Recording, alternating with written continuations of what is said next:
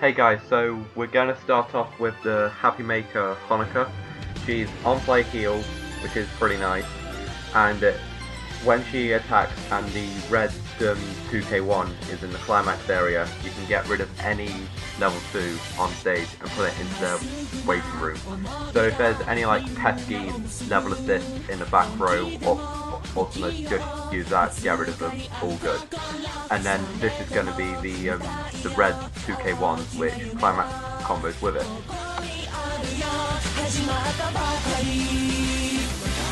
Next up we have Forever and Ever Nico. She's a level assist for 500 in front, and she climax combos with the green 2k1. So when you place down the green 2k1, you pay 1, and then it gives off a global 2k on top of her level assist, which is just absolutely amazing, because you're going to give off so much power, you're guaranteed to reverse whatever's in front of you for that set. And then here's the green 2k1.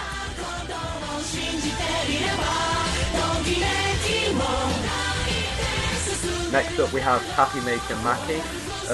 She's pretty much just the spin-on from the SAO Season 2 trial deck, where on your opponent's turn you gain 500 for each of her trait, in this case music, and then it's an on-play heal as well.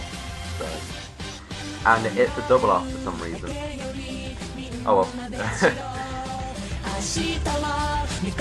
Next up we have Kira Kira Sensation Rin.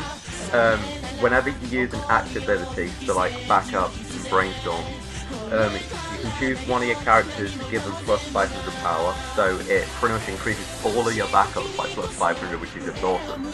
And then it has a Brainstorm as well of pay 1, tap, mill 4 for each climax search.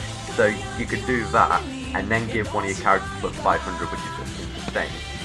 So next up we have Happy Maker Umi. If you have 4 or more Umis on stage, it becomes a level 2. If the number of your other music characters is 3 or more, she gains K, and on play she salvages. So she's pretty much only useful for those Umi waifu decks, but if you want to use it for any other way, just use it for the salvage really. Next up we have Today's Umi Day Umi. She's a 2500 backup, and if you use it as a backup, reveal top deck. If it's a music character, choose one of your characters and it gains a K until end of turn. So you can pretty much just use this as a 2-1 3500 backup. Yeah, there are level 1 event backups which does the same, but if you want it for like color count or something, then go for it. Next up we have Happy Maker Hanayo. She gains a K for each other Hanayo on stage, which is just weird but awesome at the same time. And on play you draw 2 ditch ones. So this could be like a 12,500 at level 3. So if you're making a Hanayo waifu deck, then definitely make this your main level 3.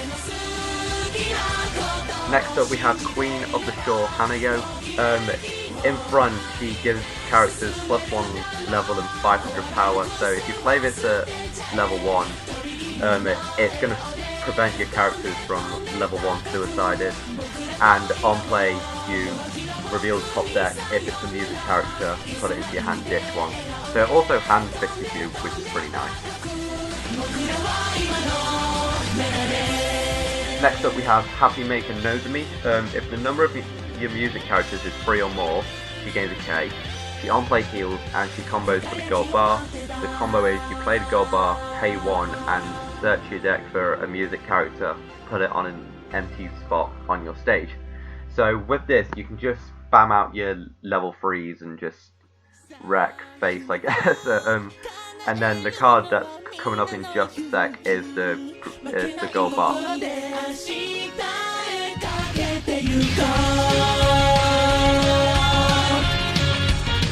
Next up we have Singing by the Shore Maki. She's got hand on core and tap 2 characters, and she gains 2.5k until end of turn. Personally, I really don't like this because it's 9.5k for a single turn move, and it hits for 1 soul. Yeah, it could hamper you with the encore by just ditching level 0 for it, but still, I personally would not run this. Next up we have food supplies before the live Maki. Her assist is kinda like the Misa assist from the trial deck, where characters in front gain 500 for each other character with assist, and she climaxes with a card called The Answer That Everyone Decided.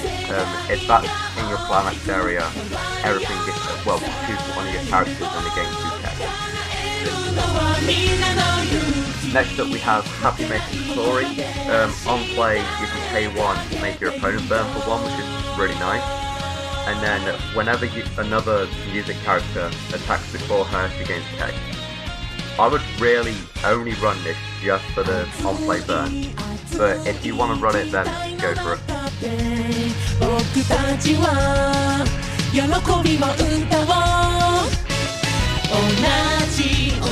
Next up we have lovely Marine Girl Katori. She climax combos with Shout Out to You, and basically on attack, if that is in your climax area, you can pay 1 and search. It's okay at level 1 I guess. I would rather have the search before you attack, but nah.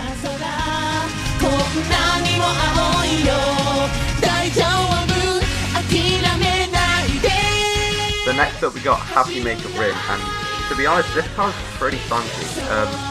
On play you pay 1, choose 2 of your opponent's cards in their waiting room, and then your opponent shuffles the rest back into their deck. So basically, you can make them refresh with like 2 less climaxes if you really wanted to. And then on attack, you pay 1. If a card named Full of Energy Gut Pose is in your climax area, you may pay 1 and search for 2, well, up to 2 cards. So I would only run like 1 or 2 of these just for the lols, but that first effect though could like decide games. Next up we have Summer Sunset Girl Rin. If the number of your music characters is 3 or more, she gains a K. Yeah, 219k that only hits for 1 soul. I would rather be hitting for 2 soul, but then it will just make it a 229k, but 218k that could be a 9k for 1 soul is just a mess. Next up we have Door to Our Dreams Ellie. She's a 2-1 3k backup, but if you use it as a backup you've got to mill 3. And this can be useful if you're about to run out of cards at like level 3 and then you want to refresh before you reach the end of your clock.